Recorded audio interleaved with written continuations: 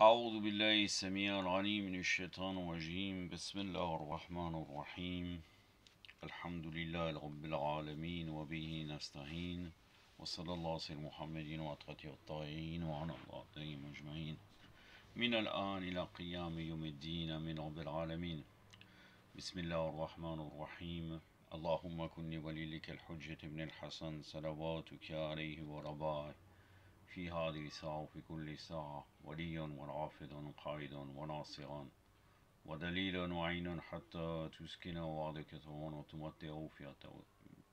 وتمتع فيها طويلة برحمتك. Amin.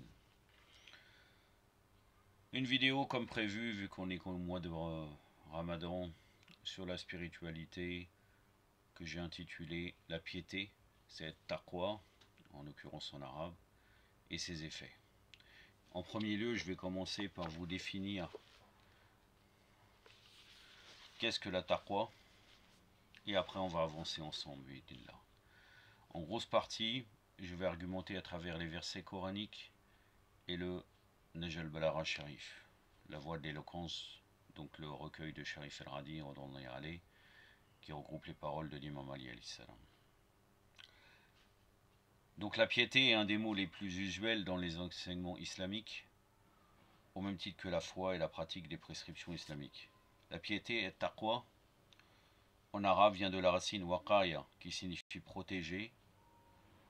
Raghib Isfahani, dans son livre Mufradat al-Quran, précisément le titre du livre en arabe c'est Al-Mufradat fi Gharib al-Quran, page 530 à 531, vous trouverez ces définitions-là. Que nous dit-il Raghib Isfahani? Waqaya convoit le sens de protéger une chose contre tout ce qui lui est nuisible. Et la piété veut dire protéger l'âme contre tout ce qui est craintif. C'est ça la signification première de la piété, même s'il est souvent possible de l'employer pour désigner la crainte et vice-versa. Du point de vue de la théologie musulmane, la piété signifie protéger l'âme contre tout ce qui incite l'homme au péché. Cela est réalisable ne fût que par l'abandon des interdits.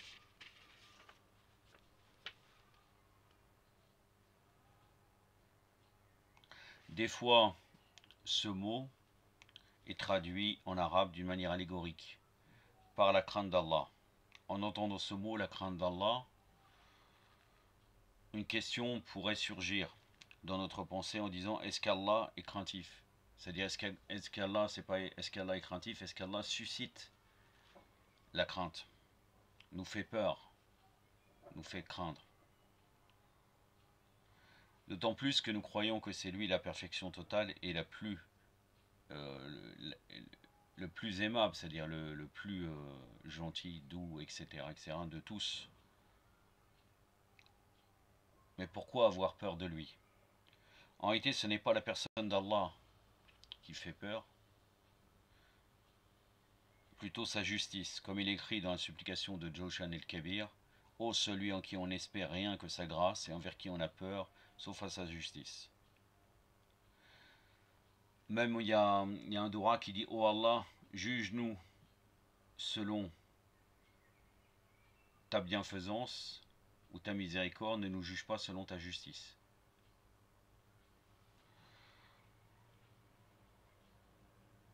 C'est pour ça sa grâce, sa miséricorde, on n'espère rien d'autre que sa grâce, et non pas sa justice. Mais en réalité, par contre, la justice d'Allah n'est pas aussi une chose monstrueuse et horrible. La personne qui a peur de la justice divine, en réalité, craint d'avoir commis un forfait dans le passé, ou elle a peur d'avoir commis des injustices vis-à-vis des autres, ou bien commettre par la suite, dans le futur, des injustices.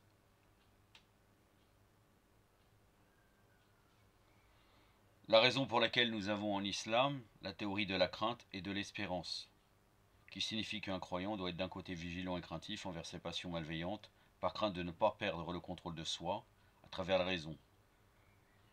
La théorie de la crainte et de l'espérance, je vais l'illustrer par un hadith nous venant de Usul al-Kafi. La version en arabe,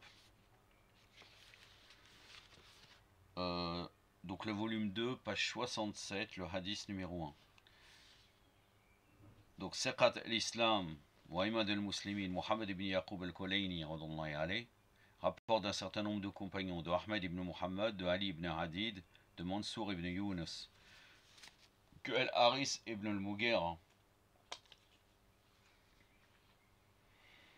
où son père dit avoir demandé à Abu Abdullah, l'imam Sadiq alayhi salam, qui avait-il de mentionner dans le testament de Luqman, alayhi wa afdallah salat ala Muhammad wa ali Muhammad.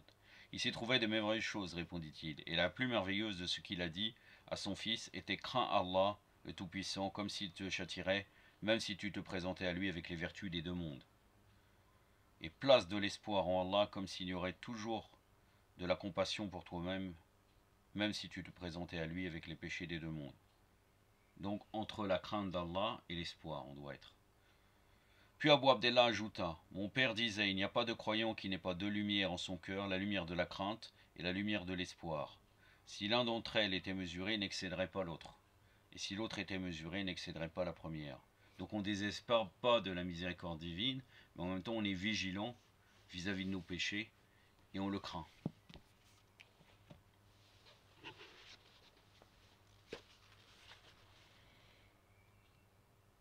Donc la crainte et l'espérance signifient qu'un croyant doit être d'un côté vigilant et craintif envers ses passions malveillantes, par crainte de ne pas perdre le contrôle de soi à travers la raison. Enfin, de laisser ses passions malveillantes agir seul, et d'un autre côté, il doit avoir de l'espoir envers leur l'aide divine, en croyant toujours qu'Allah ne secourra jamais.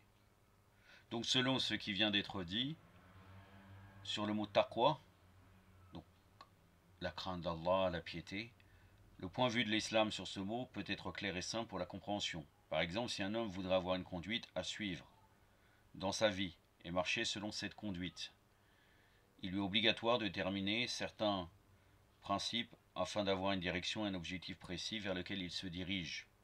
La condition la plus pertinente dans sa conduite est que parce qu'il doit obéir à ses passions et étant donné que celles-ci peuvent être contradictoires à ses principes ainsi qu'à son objectif, il doit se préserver contre cela. Donc le mot taqwa, la piété, en d'autres termes, signifie vivre sous le commandement de la raison, ou encore cela signifie la condition nécessaire de la personnalité, cela n'est pas une particularité des croyants seulement. Vivre sous le commandement de la raison, qu'est-ce que la raison? D'après les hadiths de Ahlul Bayt, parce que vraiment, comme vous savez très très bien, et je reviens très souvent sur ce sujet-là, dès que j'emploie le terme raison, ce n'est pas la raison des Descartes indépendante du divin. On appelle ça correctement, d'une manière on pourrait traduire aussi par l'intelligence du sacré. Je vais vous ramener un hadith de Al-Kafil à la version française, le volume 1. Donc Kitab al-Aql, donc le livre, donc le chapitre de la raison, le hadith numéro 3. Donc le chapitre de la raison et de l'ignorance, précisément, donc c'est Kitab al-Aql wa al-Jahil. Le hadith numéro 3 qui est suffisant pour comprendre vraiment qu'est-ce que la raison selon l'islam authentique, mohammedien. Allahumma salli ala Muhammad wa ajal farajahum wal hanada. Ahmed ibn Adris a rapporté ces hadiths de Mohammed ibn Abdel Jabbar et lui de certains parmi nos compagnons, qui à leur tour ont transmis les propos d'Abi Abdullah, c'est-à-dire l'imam Sadiq alayhi salam. Le narrateur avait dit: je demandais à Abi Abdullah, qu'est-ce donc que la raison? L'imam répondit: c'est un moyen avec duquel on adore Allah, le tout miséricordieux, et par lequel on a atteint le paradis. Même l'imam Zayn al-Abidin alayhi salam a la même phrase, sensiblement la même. Je demandais: et qu'avait-il donc Muawiyah? Il répondit: c'était de l'habileté, la ruse. Ressemble à la raison, mais ce n'est pas la raison. Et la ruse, elle vient de Shaitan, en réalité. Alors que la raison, c'est un moyen qui nous permet d'atteindre le paradis.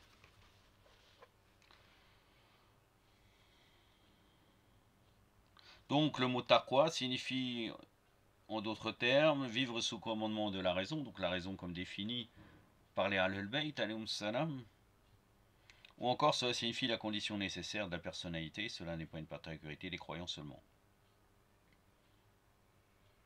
Un autre sujet en réalité que nous pouvons traiter sur ce sujet-là, le fait de se protéger et de se préserver contre les péchés à deux façons.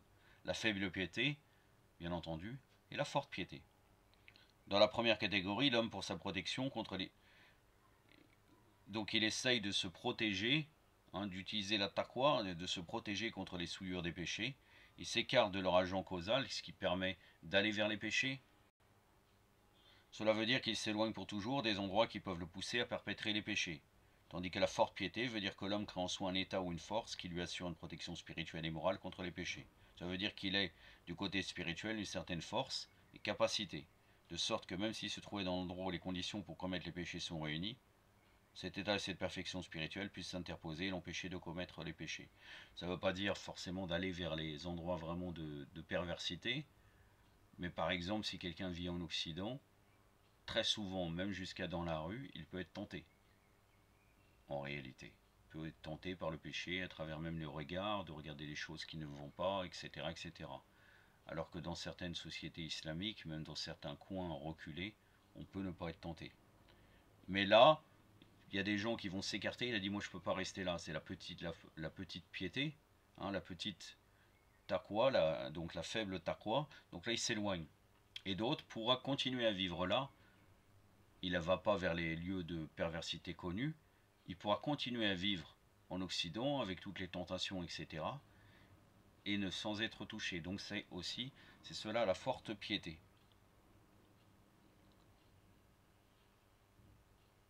Donc il a une certaine force et capacité, de sorte que même s'il se trouvait dans l'endroit où les conditions pour commettre le péché sont réunies, cet état et cette perfection spirituelle puisse s'interposer et l'empêcher à commettre des péchés. Dans notre époque, la plupart des gens définissent la piété selon la première catégorie. Et peut-être cette pensée résulte du fait que dès le début, ce mot était traduit comme étant la crainte d'Allah. Et avec l'évolution, la préservation de soi contre les péchés est devenue la préservation de soi contre les agents causals de péché. De cette façon, le mot taqwa, avec cette compréhension et cette interprétation, est devenu populaire dans les jargons islamiques.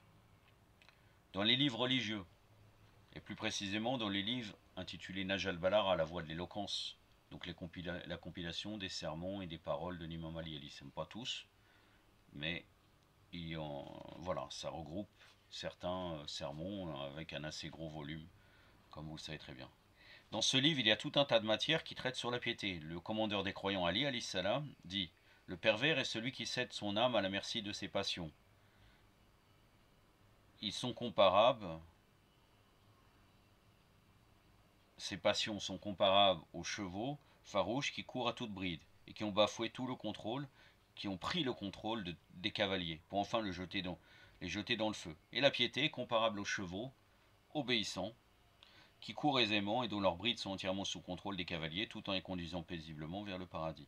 Ça, vous retrouverez cela, vous pouvez revenir dans le sermon numéro 16 de Naj al-Balagha.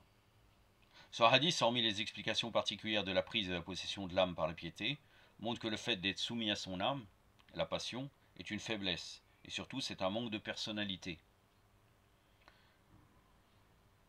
Et la condition nécessaire de la piété est la grandeur de la volonté et celle de la personnalité spirituelle. Selon ce qui vient d'être dit, la piété est à la base de la délimitation de l'homme dans ses principes, afin qu'il ne puisse jamais y transgresser. D'après les dires de la religion sur la piété, la définir comme étant une grande clôture ou comme une forteresse impeccable, on peut la définir. Quelques-uns peuvent croire que la piété est l'ennemi de la liberté, et elle est une prison, une limite pour l'être humain. Nous devons répondre à ces gens comme suit. La piété n'est pas une prison, plutôt une immunisation. Car celui qui combat ses passions, c'est lui en vérité le véritable libre. Il n'est pas lié à Shaitan ou bien à ses passions de son corps, il ne peut rien contrôler. Alors que là, sa raison va le permettre de contrôler tout cela. Donc en réalité, c'est ça la véritable liberté, d'être libre, de pouvoir contrôler cela.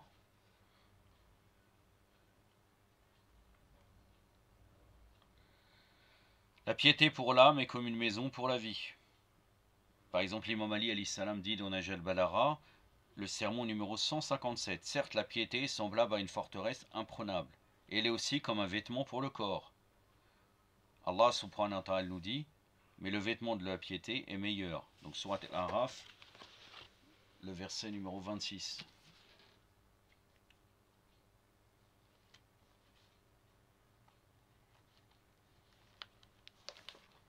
Donc la surat al-Araf, c'est la surat numéro 7 du Saint-Coran actuel. C'est une parole très connue. Ba'da'udhu billahi samir al-alim min ash-shaytanir rajim. Wa libas at-taqwa dalikun khairun. Sadaqallahu al-aliyyul azim.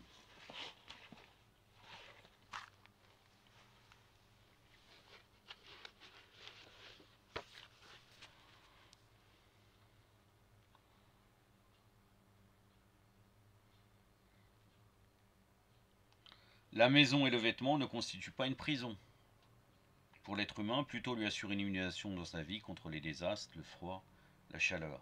C'est ainsi qu'est la piété, et même les dires du commandant des croyants Ali alayhi salam, qui stipule que la piété n'est pas l'ennemi de la liberté de l'être humain, plutôt c'est elle qui est le fondement de la liberté.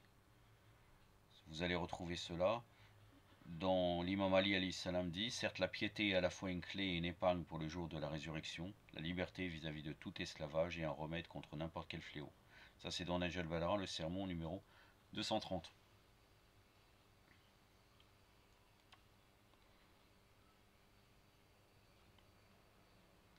Mais nous devons savoir que toute personne dévouée n'est pas devenue infaillible. Plutôt, l'homme, tout en étant soutenu et protégé par la piété dans sa vie, il doit à son tour être le protecteur de celle-ci, se protéger et d'essayer de garder cette piété. Comme l'habit nous protège contre le froid, la chaleur haute, nous devons aussi nous prendre soin de cela contre la saleté, le voleur. Protéger la piété et c'est vous protéger par elle. Ça c'est l'imam Ali alayhi salam qui dit dans Nahj al-Balagha, le sermon numéro 191. Raison pour laquelle nous devons tirer beaucoup d'attention à tout ce qui peut déstabiliser notre piété et notre foi. C'est dans le sermon numéro 198 que vous allez retrouver cela. Et comme il est très important, je vais vous citer un long passage de ce que dit l'imam Ali dans ce sermon numéro 198. Le sermon numéro 198 est appelé le dôme de l'omniscience d'Allah. Il a parlé de la piété, donc de taqwa, de la vertu de l'islam et du Coran. J'arrive, puisque c'est divisé, j'arrive au passage où il parle de la piété. Regardez. À présent, je vous conseille de craindre Allah, qui vous a créé pour la première fois. Vers lui se fait le retour, auprès de lui repose le succès de vos objectifs, près de lui se terminent vos désirs, vers lui se dirige votre chemin, et il est le but de vos craintes. Assurément, la crainte d'Allah est le médicament pour votre cœur, la vue pour la cécité de votre esprit, la cure pour les maladies de votre corps, le correcteur des maux de votre poitrine, le purificateur de la pollution de votre âme, la lumière pour l'obscurité de vos yeux, la consolation pour la peur de votre cœur, et l'éclat pour les ténèbres de votre ignorance. Par conséquent, faites de l'obéissance à Allah votre mode de vie, et non pas qu'une couverture extérieure. C'est-à-dire on doit préserver, comme j'ai dit précédemment. Faites-en votre habitude intérieure au lieu d'une simple routine externe. Faites qu'elle soit assez délicate pour qu'elle traverse vos côtes, qu'elle guide toutes vos affaires, qu'elle devienne la source d'eau lors de votre descente, l'intercesseur pour atteindre votre objectif, le refuge pour votre jour de peur, la lampe de l'intérieur de vos tombes, votre compagnie lors de votre solitude, de votre longue solitude, et votre délivrance des difficultés rencontrées dans votre demeure. En vérité, l'obéissance à Allah est une protection contre les calamités qui viennent vous encercler, contre les dangers attendus et contre les flammes des feux ardents. Ainsi, pour quiconque nourrit sa crainte d'Allah, les soucis restent à l'écart de lui après avoir été proches, les affaires s'arrangent après avoir été dures, les vagues s'éloignent de lui après s'être amassées au-dessus de lui, les difficultés deviennent faciles pour lui après leur apparition, la générosité se déverse sur lui après la famine, la miséricorde se penche sur lui après avoir été réticente, les faveurs jaillissent pour lui après la sécheresse, et les bénédictions descendent sur lui en trombe après avoir été rares. Craignez donc Allah, qui vous est utile avec ses bons conseils, qui vous exhorte avec son message, et qui vous rend redevable avec ses faveurs. Consacrez-vous à son adoration, et acquittez-vous de vos obligations en lui obéissant. Donc là on voit très très bien, à travers ce magnifique discours, vous pouvez revenir, après le discours continue, il est assez long d'ailleurs, on voit très bien qu'en vérité, ce n'est pas une contrainte, taqwa, c'est une liberté qui nous amène beaucoup de bienfaits. Hormis les effets inévitables de la piété, dans la vie au-delà, sans aucun doute, et certainement c'est elle qui est l'unique voie d'issue contre la souffrance éternelle, elle a aussi une importance et beaucoup d'effets dans le monde terrestre. Jusqu'à ce que le bon commandeur des croyants, Ali alayhi salam, puisse dire que la piété est importante pour guérir tous les maux et tous les fléaux. La piété est un médicament pour tous les maux de vos âmes et une guérison pour les maladies de vos corps. Certes, elle est un grand remède pour les maux de vos poitrines et un moyen de purification pour vos âmes. Ça, c'est l'imam Ali alayhi salam qui le dit dans le discours que je vous avais cité précédemment, tout de suite. La piété est aussi importante pour la santé corporelle. Comme la personne dévouée est satisfaite de son état, elle ne devient pas touchée. C'est-à-dire, elle n'est pas touchée par les maladies qui sont suscitées par comment dire, les soucis, etc., etc. Elle n'est pas touchée par les maladies comme la crise cardiaque, par exemple, l'ulcère de l'estomac, l'ulcère des intestins. Elle n'exagère pas avec la débauche, donc ça veut dire qu'elle ne va pas aller vers les choses qui nuisent à sa santé. Et enfin, les autres péchés ne la rendent pas faible et incapable. Un autre effet de la piété est la clairvoyance, et ceci est un effet plus important qui est à la base de l'ouverture de la porte vers la spiritualité. Le Saint-Coran dit: ô vous qui croyez, si vous craignez pieusement Allah, il vous accordera le pouvoir de discernement. C'est la sourate El-Anfal, la sourate du butin, le verset 29. Sourate El-Anfal, donc la sourate du butin, le verset 29.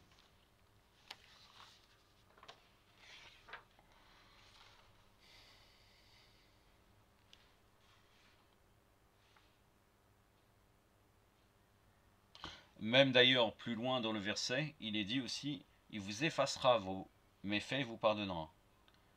Allah est détenteur d'une grâce immense. Croyons, si vous craignez pieusement Allah, il vous donnera un pouvoir de discernement, vous effacera vos méfaits et vous pardonnera. Allah est détenteur d'une grâce immense. Donc la sourate du butin, le verset 29. Ba'da'udhu billahi sami'a al-alim minash shaitanir rajim. Bismillahir rahmanir rahim. Ya ayyuhalladhina amanu ittaqullaha yaj'al lakum furqanan wa kaffir ankum sayyi'atikum wa yaghfir lakum. Wallah dul fadlul azim. Sadaqallahu al-aliyyul azim.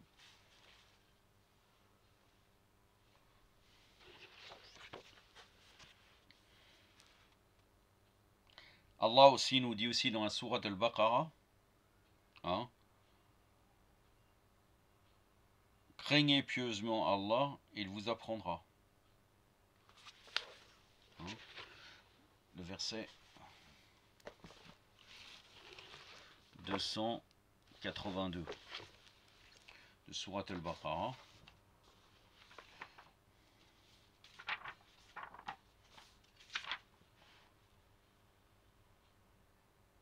La fin du verset, c'est le verset le plus long du Saint-Coran, concernant la dette et comment prêter et comment appliquer cela. À la fin du verset, il est dit: Ba'da'udhu billahi samir al-alim min shaitanir rajim. Wa taqallah wa yu'allimukumullah. Sadaqallahu al-aliyyul azim.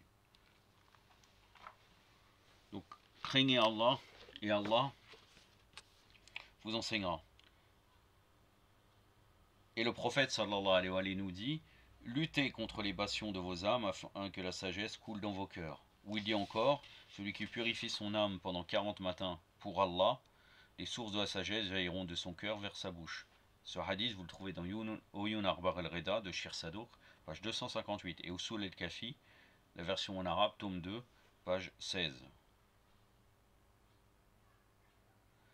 Des fois, cet effet de la piété, de la crainte d'Allah, est expliqué d'une façon indirecte. Par exemple, l'impact causé par le fait d'être esclave du désir ou le manque de piété dans le noircissement du cœur, ainsi que dans l'obscurcissement de la raison. L'orgueil est l'ennemi de la raison humaine. Najal Balara, donc la maxime numéro 212. Le fait qu'on est esclave du désir, on devient non plus clairvoyant, mais complètement égaré. On n'arrive pas à voir, on n'a plus à avoir de perfection, de perception spirituelle, etc. C'est à travers la piété que nous avons cette perception. Maintenant, comment la piété joue un rôle important dans la clairvoyance? L'homme, par l'influence de la piété, connaît le meilleur chemin qu'il peut suivre durant sa vie.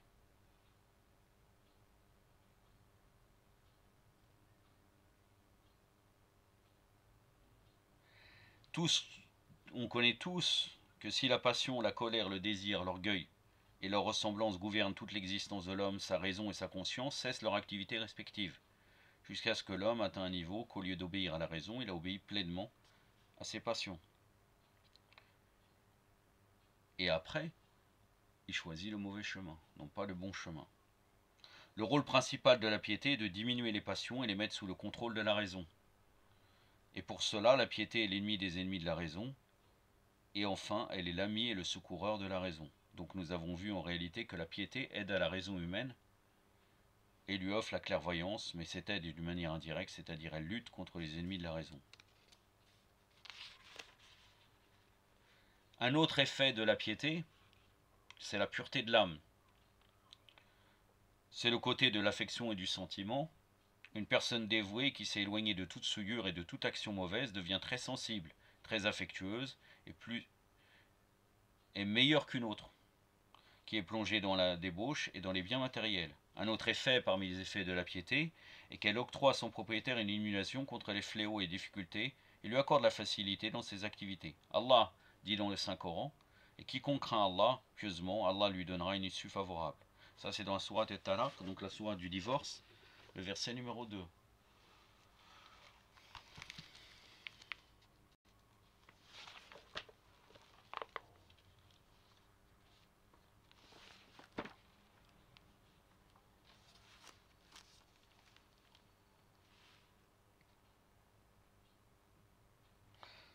La fin du verset, Ba'da a'udhu billahi samir al-ghalim min ash-shaytan rajim, وَمَنْ يَتَقِّ اللَّهَ يَجْعَلْ لَهُ مَخْرَجًا. Sadaqallahu al-aliyyul azim. Quiconque est pieux envers Allah, Allah lui donnera une issue favorable.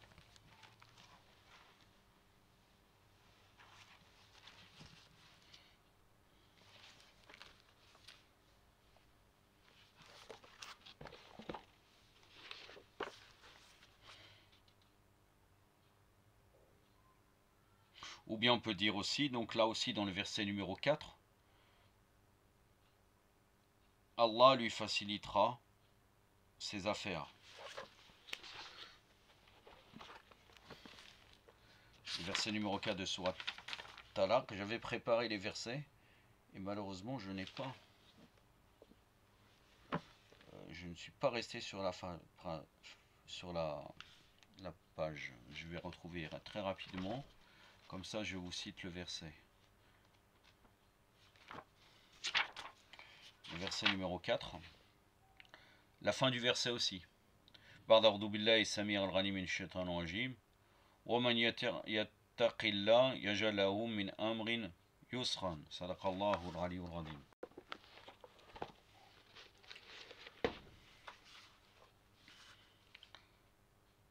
Donc pour comprendre le comment de cet effet, nous devons donc dire en introduction que les problèmes et les difficultés qui atteignent l'être humain sont divisés en deux catégorisations. Dans le premier cas, la volonté et la liberté de l'homme n'a aucun impact sur les difficultés et les problèmes qui le touchent. Par exemple, la noyade du bateau à cause de la tempête, la destruction de la maison à cause du tremblement de terre ou à cause de l'inondation, etc. Mais dans d'autres circonstances, la volonté et la liberté de l'homme ont un impact dans la difficulté ou le problème qui lui arrive. Cette catégorie est composée des difficultés morales et sociales, dont la cause et la source principale est l'homme lui-même. C'est lui-même qui crée son propre problème. À travers aussi sa désobéissance, il entraîne certaines causes. Si nous faisons un regard minutieux, nous constaterions que l'homme lui-même est la source des malheurs qui lui arrivent.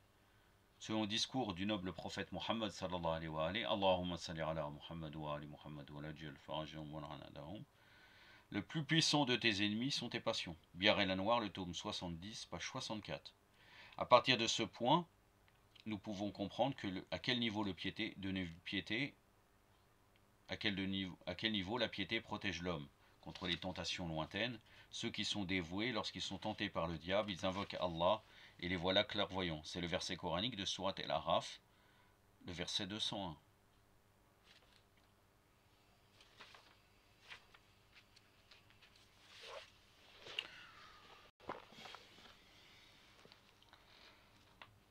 بعد أعوذ بالله السميع العليم من الشيطان الرجيم إن الذين اتقوا إذا مسهم طائف من الشيطان tadakkaru fa'idahum mubsirun, sadaqallahu al-ghali al-azim. Donc là,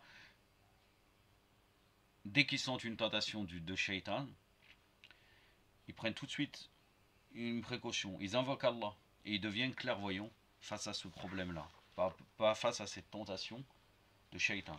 Ça nous donne un remède aussi, comment lutter contre shaitan. Ils arrivent, ils sont clairvoyants, ils arrivent à tout de suite savoir qu'il faut invoquer Allah à ce moment-là pour être protégé. Parce que la piété augmente la clairvoyance, la raison pour laquelle les hommes dévoués obtiennent le salut contre les calamités. Les malheurs et les calamités viennent des ténèbres, poussiéreuses, causées par les péchés, mais la piété calme cette poussière. De l'autre côté, la piété et la préservation de soi sont les moyens qui aident l'homme de ne pas gaspiller l'énergie emmagasinée en soi dans les voies futiles et interdites. Et c'est naturel qu'un homme fort et puissant puisse bien prendre une décision, et il peut aussi très bien prendre soin de lui-même. À la fin de la sourate Yusuf, alayhi wa afdala salat ala Muhammad wa ali Muhammad, il est écrit: quiconque craint Allah est patiente, et très certainement Allah ne fait pas perdre la récompense des bienfaisants.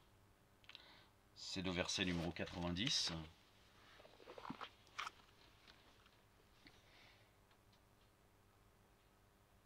بعد أعوذ بالله السميع العليم من الشيطان الرجيم إنه من يتقي ويصبر فإن الله لا يضيع أجر المحسنين صدق الله العلي العظيم. Celui qui est pieux et qui patiente, Allah ne fait point perdre la récompense des bienfaiteurs.